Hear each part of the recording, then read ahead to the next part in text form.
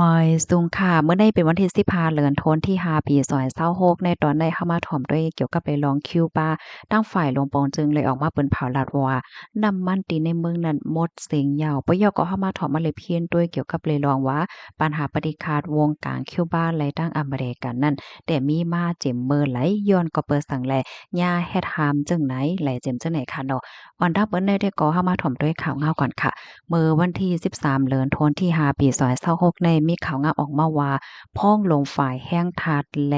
เมืองแฮคิวบาไหลออกมาลาดว่าที่ในเมืองคิวบาพ้องย่ามมื้อเหลียวในอำเภอน้ำมันดีเซลและน้ำมันต่างแสนยาวไว้หลังเสถูกย่าอเมริกันนั่นเฮ็ดห้ามลองต้อนน้ำมันเข้าจูเมืองเขาอยู่ที่พ้องลงลาดว่าอิงเนอเปิงเป็นในเสียวก็ในไฟฟ้าก็รับหมวดค่ะเหมือนจังหนังตีเว้ง ฮาวานาเมืองหลวงของคิวบาเนี่ยก็เลยรับพรตุ่มยอนเฮ็ดจังได๋คะนะเสียก็ละลายปื้นตีก็มีไฟฟ้าจ่ายเป็นขิงข้าวยาว20ถึง22ชั่วโมงต่อวันค่ะเนาะป้องว่า1 วันในไฟฟ้ามากำเหลียวก้อยเนี่ยค่ะอิงเนอเปิงเป็นร้องในเสียวก็ยิงแค้นเฮ็ดให้ก้นวันก้นเมืองในแต่ก็ตื้อโหบทบยาหลวงของขำมาเทียงเลยค่ะคิวบาในยังตึกมีหลวง อบโอ้หลายปานหลายฝ่ายค่ะเปิดตาเอา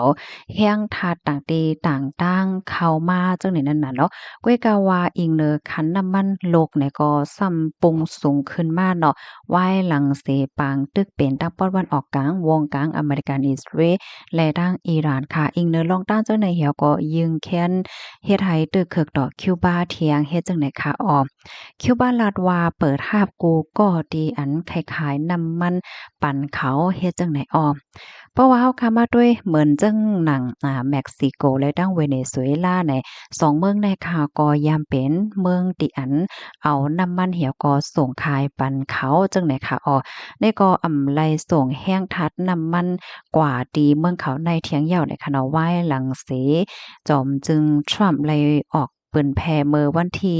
เดือนธันวาคมที่1ปี2026ดีป่นมาค่ะนะมีรองหลอกเงินว่าได้เก็บ ขวานต่อเมืองและเสมว่าที่อันมีรองต่อส่งแห้งทาดน้ำมันและจะไหนกว่าที่คิวบาในอ้อมนับตั้งเอาเลินโทนที่12ปี2025นั่นค่ะก้อยมีคือต่างน้ำมันหลงลำเดียวก้อยนั่นเด็กก็เป็นอันมีชื่อว่า Anatoly Korokin นะคะเป็นของรัสเซียที่อันเอาน้ำมันลิบเหี่ยวก็ส่งจูคิวบาในอ้อในก็จอยเทียมปันคิวบาไหลปอดอนตอนหนึ่งเฮ็ดจังได๋คะนะลองปิกเฮ็ดหามลองเอาน้ำมันเจอไฟน้ำมันเข้าคิวบาของอเมริกันในเนี่ยก็เข้าสู่จูเลินที่สียาวค่ะก็เตอเคิกดอกก้นวันก้นเมืองในปัดเปิ้นโตเมืองค่ะก้นเมืองอันไรรับพรตุ่มยอนตั้งนำได้ก็มีอยู่หมอ10ล้านก่อเจอในออกเมื่อวงที่ป่นมานั่นค่ะอยู่ดีจะจึงลงฟ้า UN ในก็ลาดว่า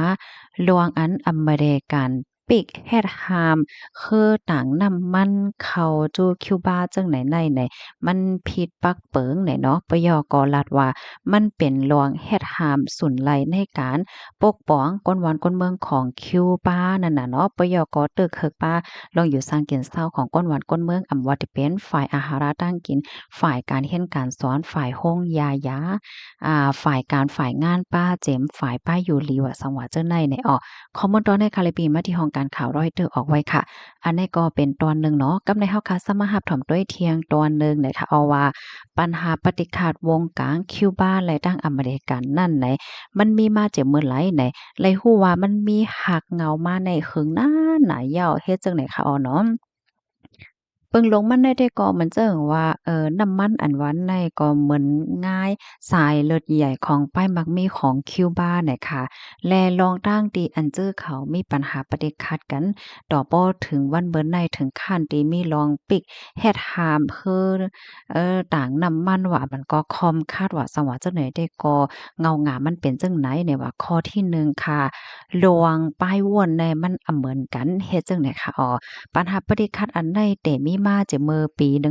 1960ค่ะเมื่อคิวบาในมีลองเป็นไปแหลกหลายหลายอุเปิงพ่องงำเป็นคอมมิวนิสต์และกว่ามีลวงจำใจกันตั้งโซเวียตนะคะลองในอเมริกันในก็หันถึงว่ามันเป็นเพอันจางเตื้อเคิกต่อลองมันกึ้มอเมริกันก็เพราะว่าคิวบาในอยู่ห่างไกลกันดั้งใจเมืองฟลอริดาเมืองอเมริกาในอำหลายกิโลเมตรกันนานกุ้ยก็นั้นแลอเมริกันในก็จังไลใจเปิงความคาดฝ่ายป้ายมักมีมีภัยลงปอนจึงคิวบาในเป็นไปแหลกหลายลองโอเปิงพองง้ำตั้งแต่เอาเมื่อนั่นมาในออมตอนที่2ค่ะลองปิกกันเฮ็ดหามเส้นต่างน้ำมันลวงตั้งที่อันน้ำมันเย็นเป็นพรตุ่มยวนลงในปอกำไรได้ก็เป็นย้อนว่าคิวบาในค่ะเลยเปิงอิงน้ำมันกาขันถกอันลงมาที่เวเนซุเอลาเขาได้ก็เป็นเมืองอุยหลีกันนั่นค่ะน่ะตั้งฝ่ายอเมริกันในก็จังแลใจเปิงคอมคาดดอกคอมบันนีเฮ้อแลเจ้าของเฮ้อโกลำๆเฮ้อต่างน้ำมันอันต่อส่งน้ำมันในจังได๋ค่ะเนาะอันลูกที่เวเนซุเอลากว่าที่คิวบาว่าจังได๋เปิ่ตาเป็นการแดดตัดแบดเอ็นแห้งตั้ง2เมืองในพร้อมกันเฮ็ดจังได๋